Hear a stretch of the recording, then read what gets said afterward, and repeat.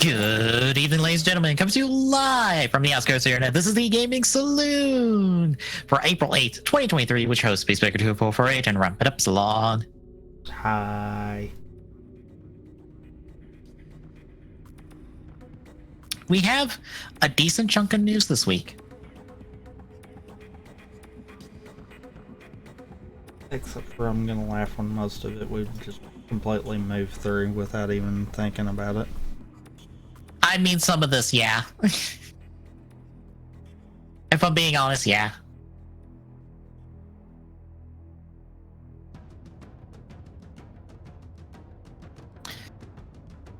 But before we get to a lot of this, tell me, what have you been playing the last couple weeks?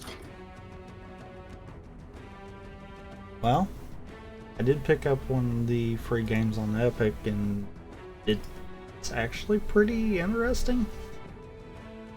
So, it's called Shapes. I think it's actually still on the free rotation at the... I think I've seen that. It puts me in the mindset of Factorio and games like that. And I'm like, And now that's kind of been my... I want to play a game. I don't really want to boot up anything that'll be in it for a while, so I'm going to boot that up. It's got the mobile quality of, you know, you could walk away from it at any point, but it's also got the thought behind it too, kind of deal.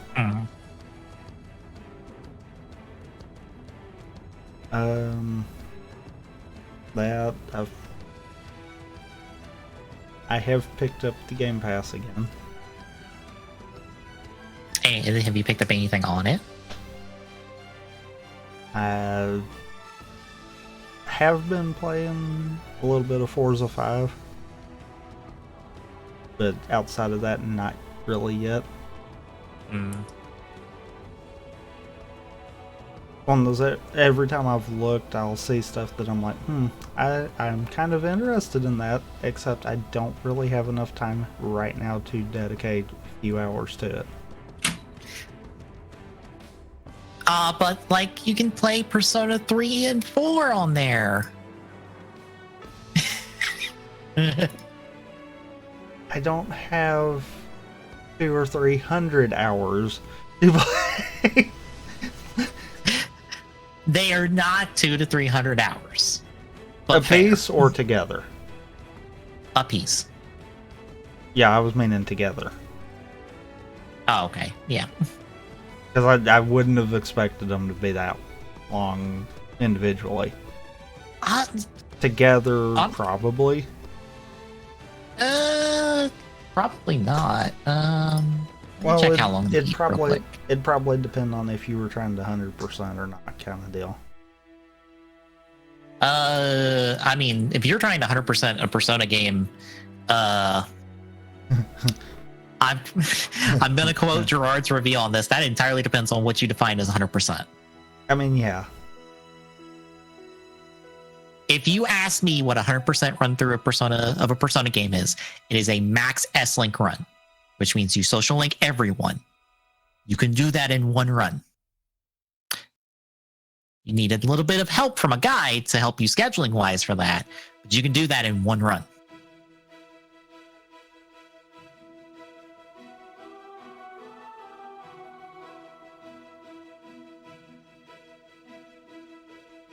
The only other thing, I guess, really is just the small bit of cleanup in a New Game Plus of, hey, use the persona you got at the end of the game and beat the super boss. And unless you really want to do those, congratulations, you've 100%ed the game. Because that's really it. Because both of those require you to more or less go through a majority of the New Game Plus to get leveled up and stuff, to then do the fusion and then do the super boss, and that's it.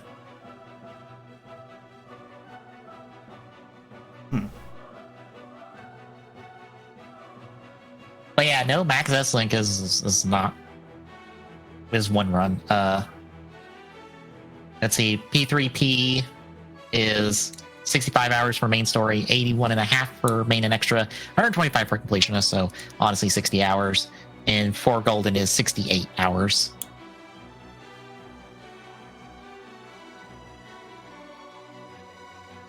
Yeah, for some reason, Persona 5 clocked in at 97 and a half hours for a single run through, and that feels wrong.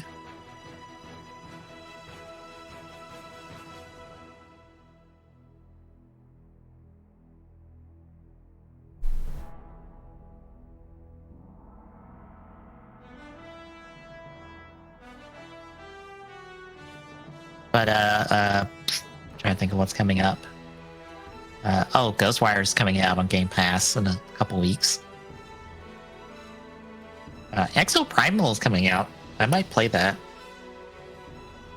That's that dinosaur multiplayer game.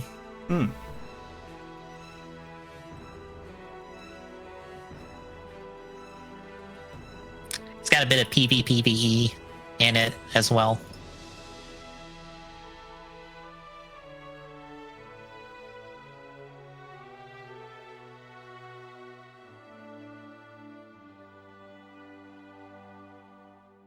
But yeah, I mean, outside of that, not really much. Same. I've touched the game we'll talk about in the news a little bit. I played each of the levels for RE4's Mercenaries mode for the remake, since that came out just randomly like Friday. It is very fun and very good because it is just, hey, go kill a bunch of zombies. You're on the clock. See how big your score can get.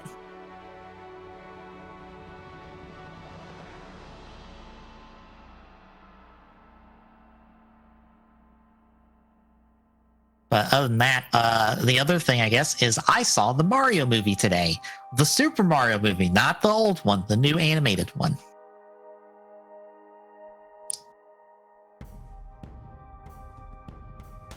It is good. I don't want to say it's really good because it does have some things I think are kind of a problem, but it's more of a case of I wish this was more than an hour and a half. Because it's like I think it's officially like an hour 38, but it's like about an hour and a half movie. I kind of wish this was a 2-hour movie to like expand on some things, but otherwise it's really good. Jack Black is a very good Bowser. It should come as no surprise, but Jack Black is a very good Bowser. Oh, I could tell that simply from the trailers. He gets that Bowser is supposed to be intimidating and powerful, but also an incredible fucking dork. Like, I full on didn't have a question about that after the first trailer. Before the first trailer, I was a little bit on the fence, but then after that, we actually could hear him in. I'm like, oh yeah, we got it. Yeah. How weird was it for Chris Pratt being Mario? He's fine. Because I feel like that would be the point that would possibly weigh me down. I think it works because Chris Pratt is just playing kind of like a regular Joe kind of person, but he still has his moments and stuff. Like he slips into like not quite the Mario voice, but he still slips into like the doing the catchphrases and stuff at appropriate times, and it works. And it also helps that him and Luigi have a really good back and forth at like the bookends of the movie, since they are separated for like the entire middle chunk.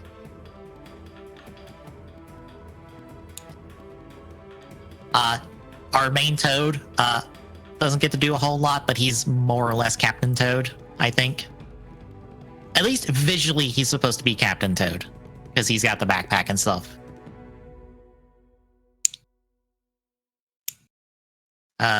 Peach is also very good. She doesn't get to do quite as much as you would expect, but she still gets to do pretty cool. We also get an ice flower design for her, because I don't think we have an official ice flower design for her. it is also technically her in a wedding dress because yes, Bowser's motivation is I stole the superstar. Why? Because I want to show up to the Mushroom Kingdom and be like, Peach, marry me because I got this cool fancy thing. Let's go take over the world. And Peach, you know, with the scene with her walking out with the halberds, like, no, fuck you, no. So pretty much the same as normal. Yeah. Okay. Bowser is, for all intents and purposes, game Bowser. Like, if there is any character who is more or less their game incarnation, it's Bowser. Everyone else has like a little bit of a different flavor to them, either because we never really got that much from them in the games, because in Donkey Kong's case, he doesn't speak. He says okay. Well, this is a fully voiced DK who is very much, I'm big cocky stud, come at me, bro. So, Donkey Kong. Yes. But, like, there's expansion upon that a little bit. The same with Luigi and Mario, and not Captain Toad. But I wish some of them got to do more because, like I said, Luigi's more or less stuck in Bowser's castle for, like, half the movie. He gets to be with Mario at the bookend, but like otherwise, kind of wish Peach got to do more. Mario and DK kind of are the main, like, people doing the action stuff for a lot of the movie.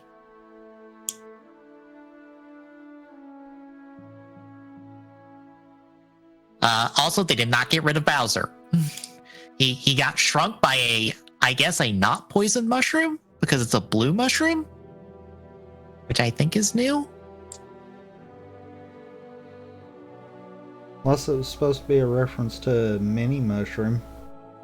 Maybe, but they shrunk him with a mini mushroom, put him in a bottle, and he's in a cage in Peach's castle now, playing on a piano, talking about how much he wants to marry Peach and how mad he is about it.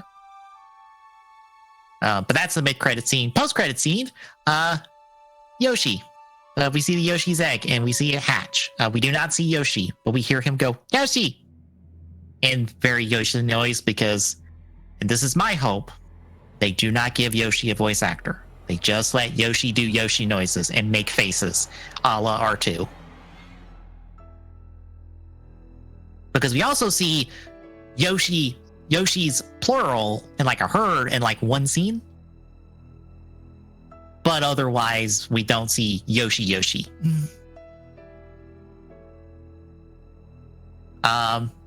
We do get to see Pauline. She is the mayor of Brooklyn, I think. Brooklyn or New York in general. We see her on a telecast at the start of the movie. And then it kind of just walks away from it. So Pauline is in the movie universe.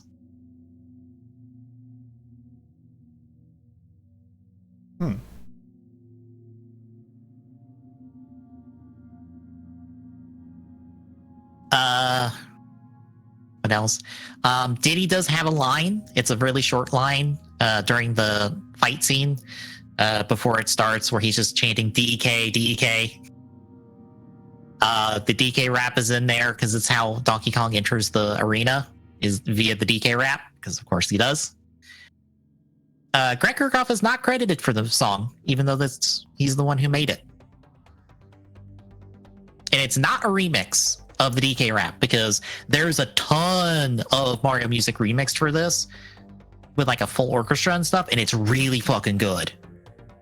Like, it makes me go, every time a pop song comes in to play for a scene, I'm upset that it's not another one of these remixed orchestrated Mario songs, because they just don't work as well as the remixed orchestrated Mario songs, because they are so fucking good. I think the Mario movie soundtrack is on Spotify for anyone who wants to give it a full listen, because I definitely am, because I want to hear all this music because it was so good in there.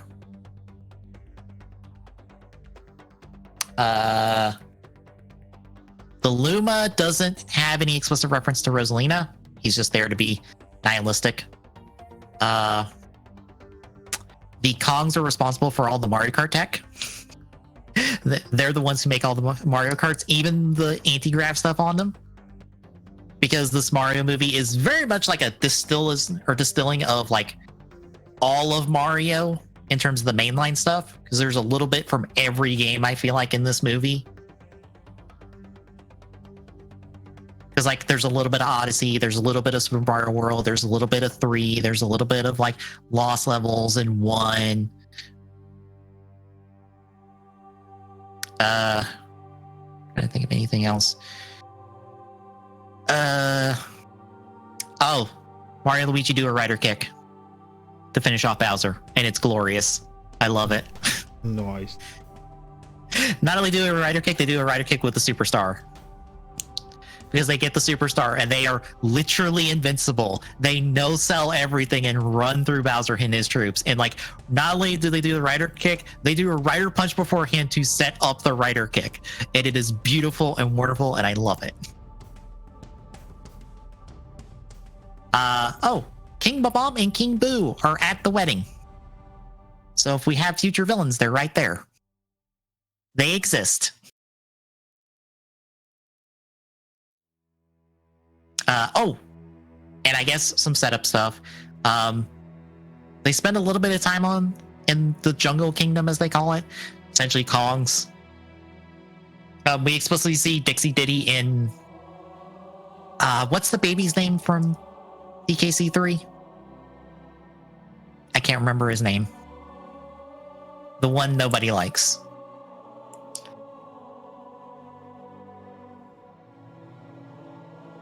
But we see the 3 of them close up when Diddy gets called out for like keeping chanting Donkey Kong because everyone quietens down.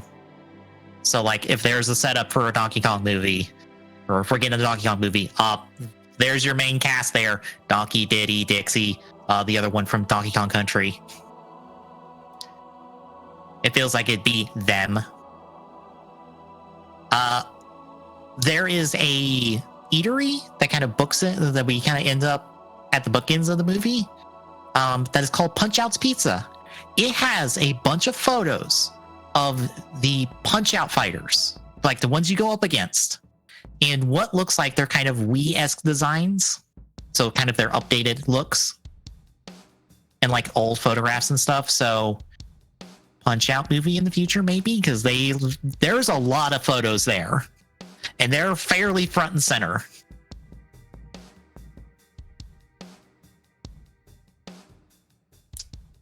Because I would not mind a Punch Out movie. Oh, Peach does tell us that she does not know where she's from. She is not originally from the Mushroom Kingdom. She stumbled into the Mushroom Kingdom as a baby, as proper baby Peach design, and she was raised by the Toads and became who she was because they raised her, and they made her princess because you're the one in charge because you're taller than the rest of us, I guess. I mean, that tracks.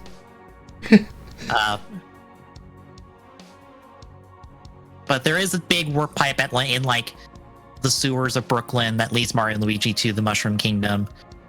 But there's a lot of different paths in the warp pipes and stuff. So like, it's not explicit that Peach is also from Brooklyn. She might be from elsewhere. More or less, this feels like a setup for a thing in the future if we continue to do this, if this makes money, which it's projected to make like $368 million by end of the weekend. So it will probably make $1 billion.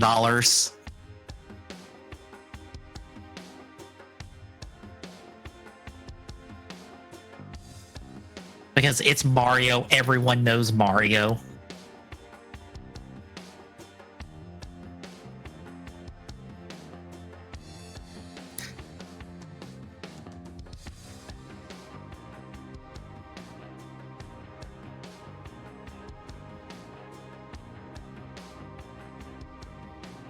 I was trying to see the budget on it.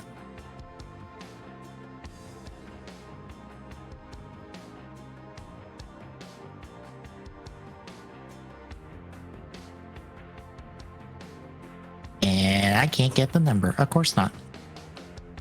But I guess any other questions about the Martin movie? No. All right. Yeah, I said it's good. I just wish there was a little bit more to it, and maybe a sequel can get us there. But it's a good starting point for hopefully more Nintendo movies, because I'd be down for more Nintendo movies if they're this quality. At least.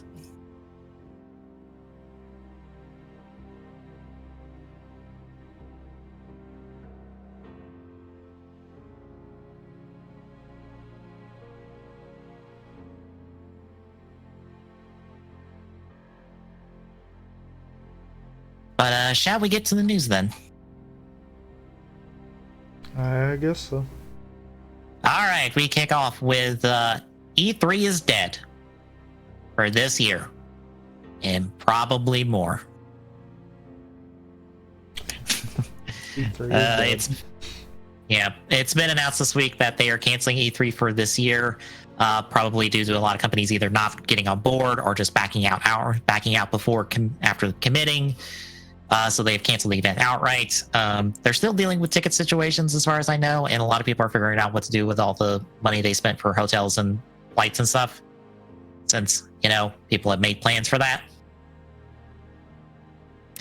But yeah, this might be, as a lot of people have put it that I've seen, the final nail in the coffin for E3, which is sad but seeable at this point. How do you feel?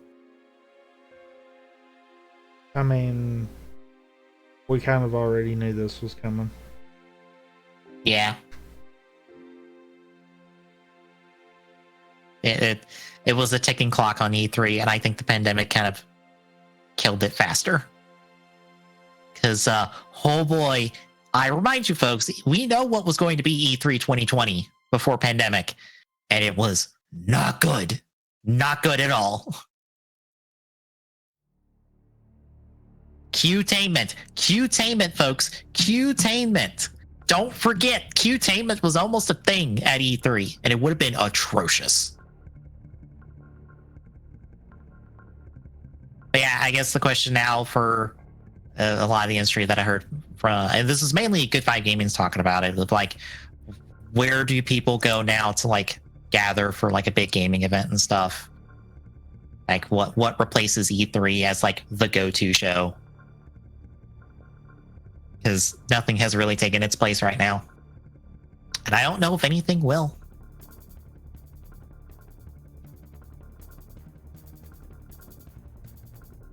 Any thoughts, or any other thoughts? No. All right, then let's hit the thing that's going to take us an hour to get through. Maybe. So, maybe.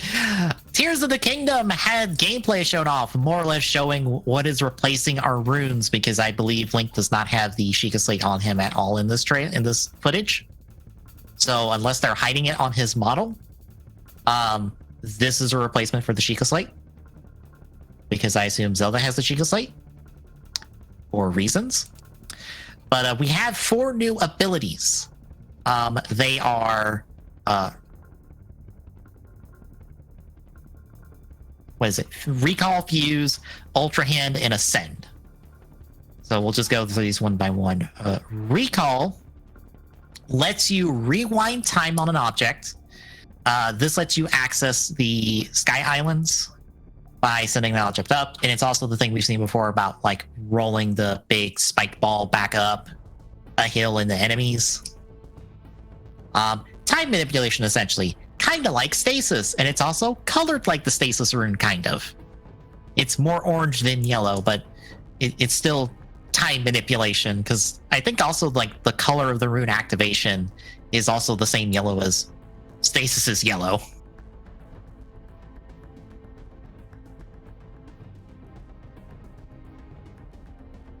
Then we have Fuse, which lets you slap 2 things together. You can slap 2 weapons together. You can slap things onto arrows. That's how we got the homing arrow, is that it's an eyeball from monster on an arrow. So you can make ice arrows without having ice arrows on you, along with whatever else those arrows are going to be. And you can slap different environmental stuff onto weapons as well, like rocks onto sticks and stuff, and they increase the attack power and I think the durability as well. Yep. I don't know if they. Okay. Yeah, I don't think because they can- remember he showed off the stick fused to the rock, and it Okay. took out 2 of the same enemies that the stick broke before killing one. Okay, I didn't know if they explicitly said that it was that increase of durability. I know they explicitly said increased attack power, and you could see it increase attack power, but it didn't say anything about durability. It looks like it, at the very least, increases both as far as from individual stats, Yeah. but also presumably resets durability. Because he had a badly damaged stick, and when he combined it with the rock, it was fine again. Yeah. That might be for people who are grumpy grumples about the durability in Breath of the Wild, which I don't think is that bad, to be honest, but I mean, it's pretty much a point of I only use the Master Sword. Yeah. Because I'm tired. I get tired of everything else breaking. I feel like I wish that was a setting where you could choose to do it with it breaking or not at all. Maybe they just had durability like far too tuned up or far too like overtuned in Breath of the Wild. Like it should have been a lot softer than it should have been, or than it was. I mean, if that's the case, then they still have it at the same spot. Right. It looked like the stick still did about the same amount of damage when it broke, kind of deal. Yeah. So I don't think that's it. I honestly think their smartest play with the durability thing is to do like a beginner and pro mode, where you can decide to have durability on, meaning you have to keep that in mind, or you can just play it for the story purposes and ignore durability. Essentially what Fire Emblem does with permadeath. Because they've learned that should be an option. We also have, and also the fuse is green, which I'm trying to remember which one I thought this was the kind of equivalent of. I don't think it was one. This one has an equivalence, or no, it did. Let me look at the colors again.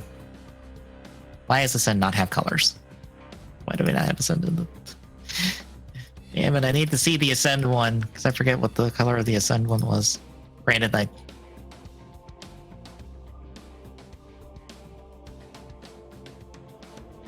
this might be the equivalent of the bombs and stuff, since it was the attack one.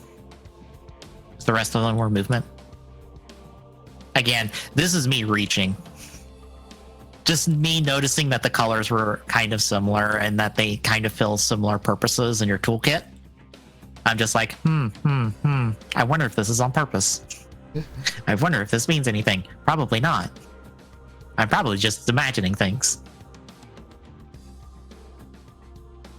But third ability is Ultra Hand. It allows you to move objects next to each other and glue them together. And this lets you make the vehicles. So you can stick a bunch of logs together and stick a couple of propellers on them, make a speedboat, or make an airship, or make a car. Whatever. You just stick things on the things. The power things that they've shown have batteries that recharge, but it's a kind of a slow recharge from the looks of it. Well, not like super slow, but it is like you can't really spam these. So you kind of have to be careful with them. Trying to think of anything else for Ultra Hand. You can move things about, and the hand icon we've seen a bunch is the icon for this one.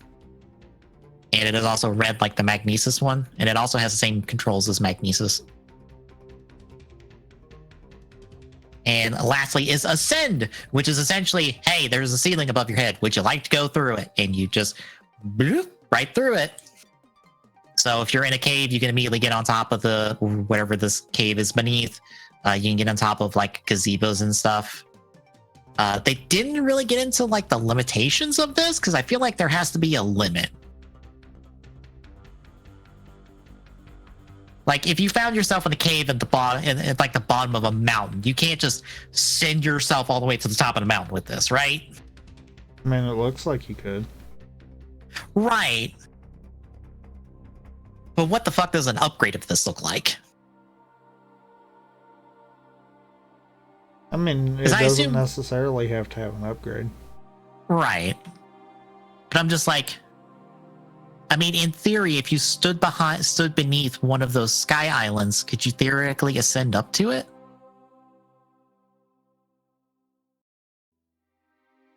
Maybe.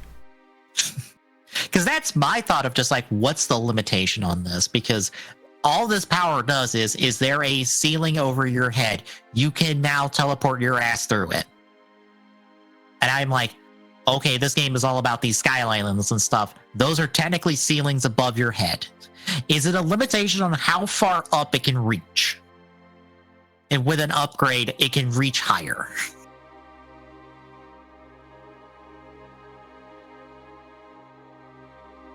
That is my thought.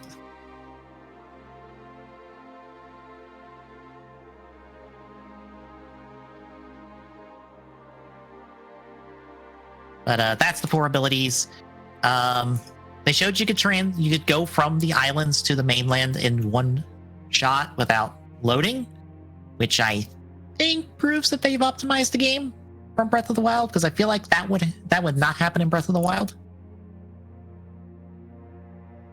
I feel like you would hit a loading just because we've seen in speedruns that can happen if you're moving fast enough.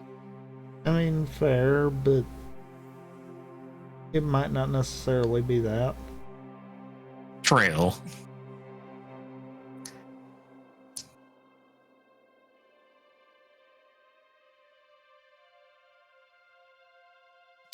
Not much else. They showed off the fancy Switch for the game, and as it turns out, yes, it is that Switch we saw a while back. That was a real ass Switch with Tears of the Kingdom. So, oops on all of our parts for not believing it to be true.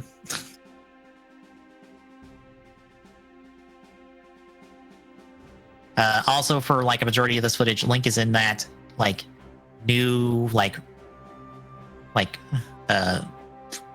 what's the word I'm looking for?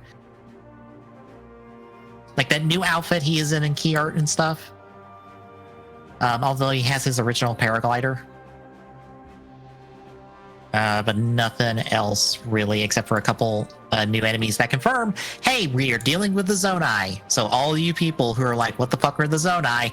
I guess go watch a YouTube, because they're all over Breath of the Wild and all the lore and stuff that you probably skipped out on.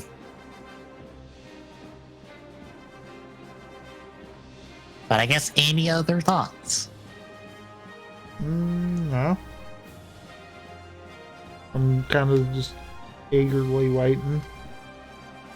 It's like 4 weeks, I think. It's 4 or 5 weeks. So it's a month away essentially. So we do not have long.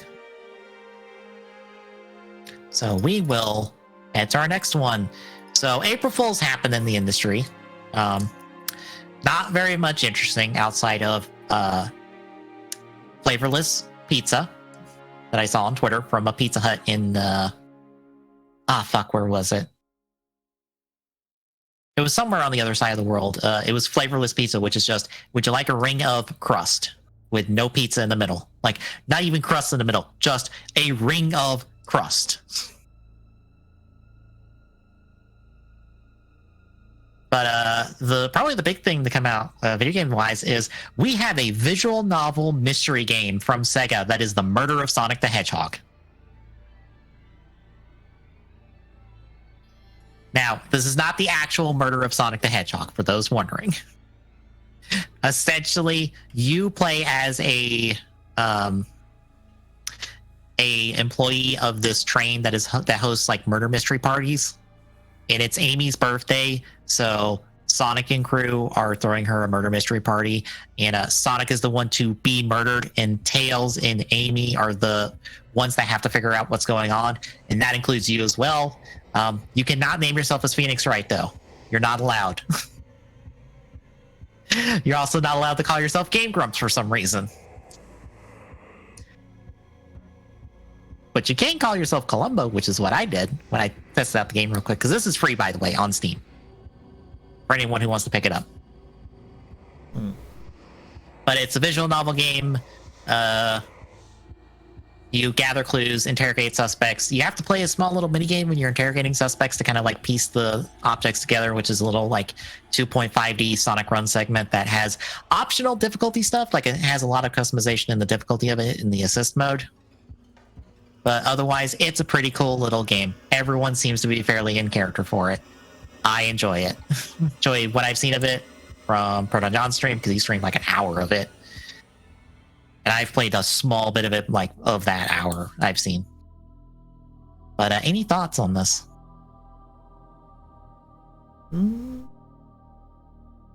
No, I don't think it'd be something I'd probably get to try kind of deal. But it's kind of neat that, you know, they decided to full on buy in on the April Fool joke. Yeah. It's also gotten like 1 million downloads because, of course it has.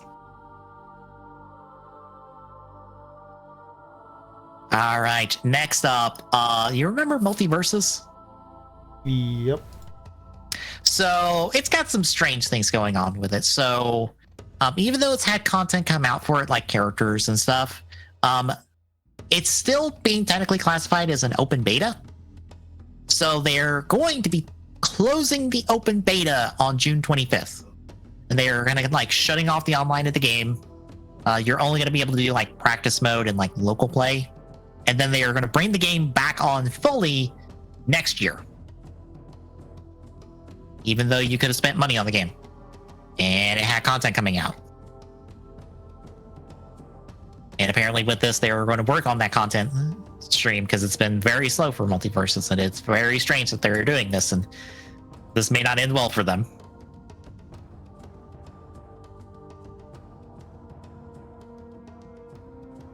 What do you think?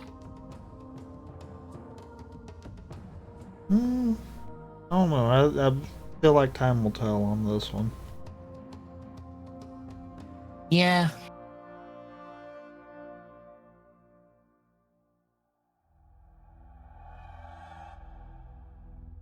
It is a very strange thing for Multipurpose to do. Yeah. Because like I said, it was kind of essentially out and getting content, and people were spending money on it, but not enough people, I guess. But speaking of things that went out, went offline itself and came back better, hopefully, FF14. They decided that anyone who owns the starter edition of the game, besides the free-to-play stuff, you get Stormblood for free now. You can just get a whole ass expansion free, which is on top of the base game and the first expansion that is included in starter edition. So now you get an additional entire expansion available to you until May 8th, mind you. So you have to pick up the starter edition like this month, essentially, and then you can add Stormblood to your account. Does this pull you into Final Fantasy XIV at all?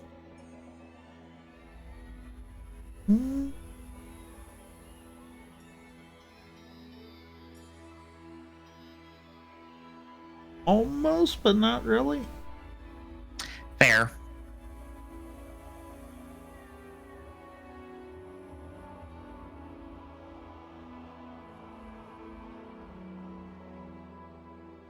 I've played like the free-to-play version of FF14. You know, the one with the copy pasta that I forget what is until people say it, and I'm like, oh right, that thing that people say all the time. Oh, starter edition is $20.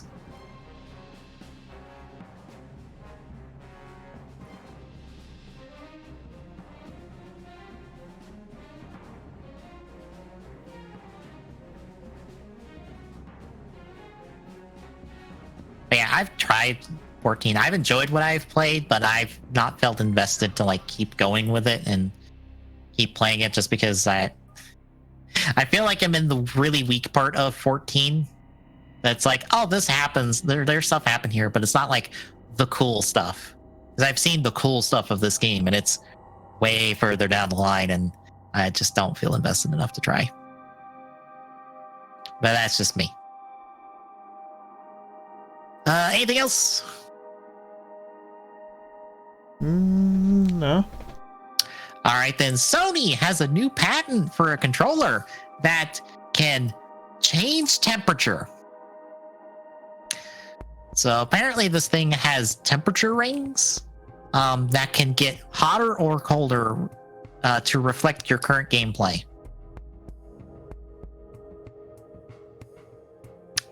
Why?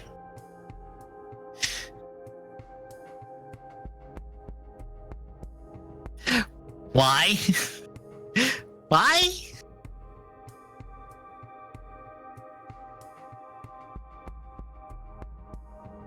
Reasons.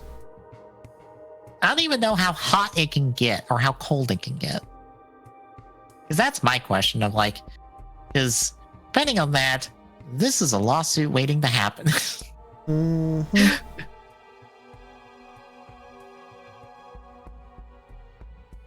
This sounds like a terrible idea. But yeah, that's the thing Sony's got the patent for, and I guess got in the R&D department to figure out how to make this work. I wouldn't be surprised if we never see it again. But last up, we have more movie news. We have an official full release date for the FNAF movie. Hooray! So apparently this is finally wrapped production, or wrapped filming, and it's going to go into post-production, and it is going to be released October 27th.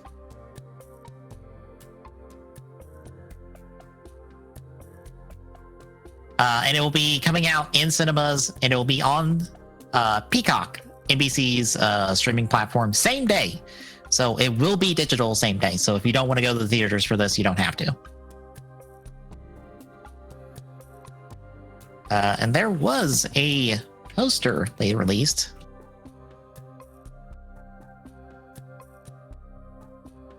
I couldn't find an article with the poster, or with the official poster, because I think there's 1,001 fan posters.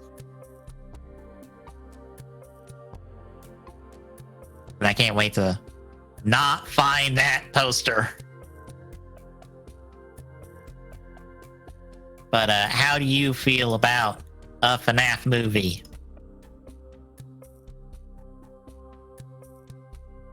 Meh. Because I get the funny feeling it'll just complicate the timeline even more. Oh, I've... Also, the poster I've seen is a fan-made poster, apparently, so never mind. There apparently isn't a poster. I thought I saw this poster floating around, and I thought, oh, that's the official poster, right? It's not. Never mind. There is no poster. No wonder I can find an article with a poster. I'm just like, what do you mean this is canon to the games? Because I bothered to watch MatPat's like full timeline video, like his 3-part trying to piece the shit together. Same. And then I've listened to a couple other people, like the people that were on his talkback, talking about the timeline and stuff. I've seen their videos about it, and I'm just like, the fact that you have to go to the books now, you know, the 27 some odd books, to source through them to figure out what the fuck's going on, even though they're nebulously canon, I think. I don't understand what is and is not canon in FNAF is the problem. Like, are the books canon in the sense of these things happen in relation to the games, or are they canon in the sense of these things happen in the books, therefore they must happen in the games because parallels? That's the part I'm confused about. And it's very telling when the question of like, should we get some stuff cleared up? And a lot of people on the panel were like, no, because the FNAF community thrives in the like the unknown and the not having things confirmed and just theorizing stuff. And I'm like, that's bad. I'm sorry. That's bad for anyone wanting to come into this fresh and new.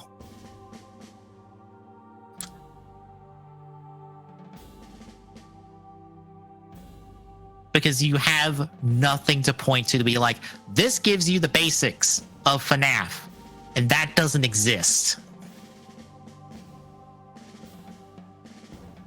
Or maybe that's just me. I don't know. I also don't care for Destiny, where it's like, the story is sometimes good, but the lore is where the cool stuff happens. And I'm like, I don't want to have to go through boring bullshit story to get to the cool lore stuff. You should put the cool lore stuff up front.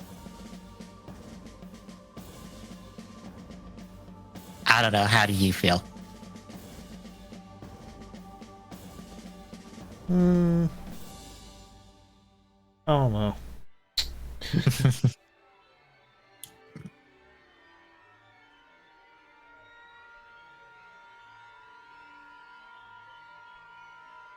I'm probably just the grumpy person who's just like, I just view this FNAF stuff from the outside looking in, and it sounds like a mess of just trying to figure out what's going on when no one knows what the hell the plot is besides the one guy in charge. And the one guy in charge does not want to just go, here is the basic plot of the games, build from there. Nah, even the basic plot is in question. And I also just had to just, like, my eyes started twitching at the thought of, wait, the movie is canon? We actually have to care about the movie if we want to know the plot of the games and the books and all that. It's not just, here is FNAF, but for the big screen.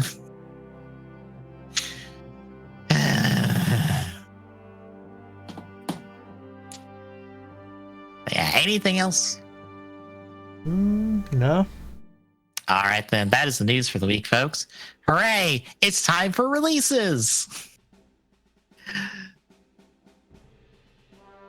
I still can't believe this is coming out because on April 11th, Disney Tron Identity for the Switch, a Tron visual novel game in the year of 2023 for a franchise that I think Disney forgets it owns and or does not care about. Maybe that's just me because it feels like they don't. On the 12th, Ghostwire Tokyo hits Game Pass. Also, Pokemon Stadium hits the N64 emulator for Switch. Hooray! So you know how there's the rental rando for Pokemon Stadium? Yes. I thought about trying out one. Oh boy. Well, since you don't, it's not like a bot or anything you have to do. You just, fire up a random team generator and just generate your ass a team and just go. Granted, don't most people do too because of the better, the bigger Pokemon pool? I think so. Okay. Because also, I was trying to think of if it was two, just because it's the harder one because it has the two sets of gyms and stuff, or it's the better Pokemon pool. I forget if Stadium one is even worth doing, but I want to try at least one Stadium one rental rando for a stream. That might be in the cards if I finish up RE4 early. Because I feel like an hour pre-show is not long enough to really get into a rental rando unless I die a lot.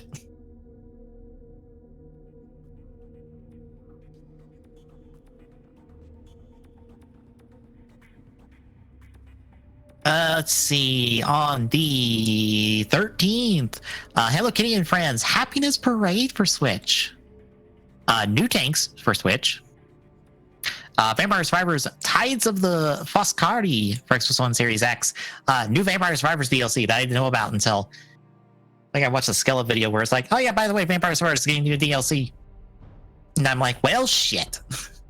Guess I should get back to that game on pre-show when this comes out.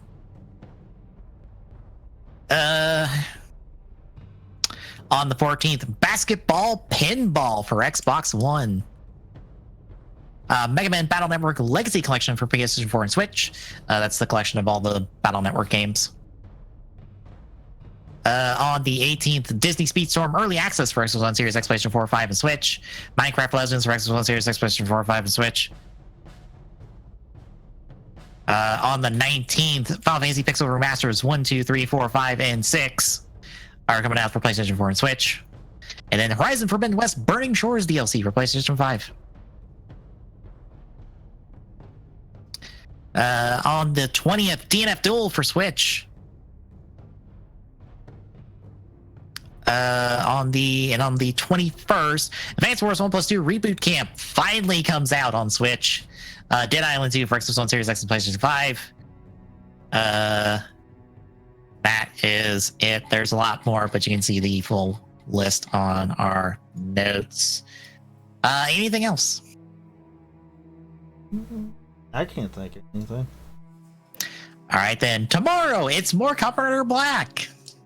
I was invested for one episode, and then another one I think did the same thing that the fourth episode did. I think I'll have to recheck when I'm doing notes tomorrow, but I'm like, wait, did they do the... God damn it. Also, good lord, is it really feeling like that middle part of the show, of the original series, where it's just like, here's some random one-off stories where Kotaro gets involved, kind of, because he just kind of stumbles into this via Gorgum sense. Is that a thing with all the show writers, where they all have like bad guy senses of just like, it must be the bad guys. This weird thing happening in town must be the bad guys. Can't be anything else. Apparently. Next Thursday is more RE4 Remake as we progress through the castle. I'm not sure how deep we are in castle. I don't know if another stream will knock us out of castle or if it'll be 2 streams, but we're kind of more or less towards the halfway point of the game. Friday and Saturday, Metroid Dread Rando. Hopefully. I can't wait for it to be as angry at us as the Prime Rando is all the time. Because the Prime Rando hates us. The Prime Multi-World. Yes.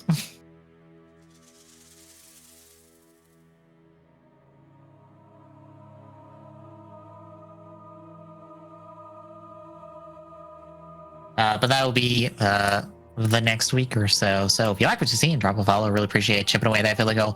And to use on Twitter because you updates are live. Like Space Point, Discord, and chat. His sister link. Drop by, say hi. See you tomorrow, folks.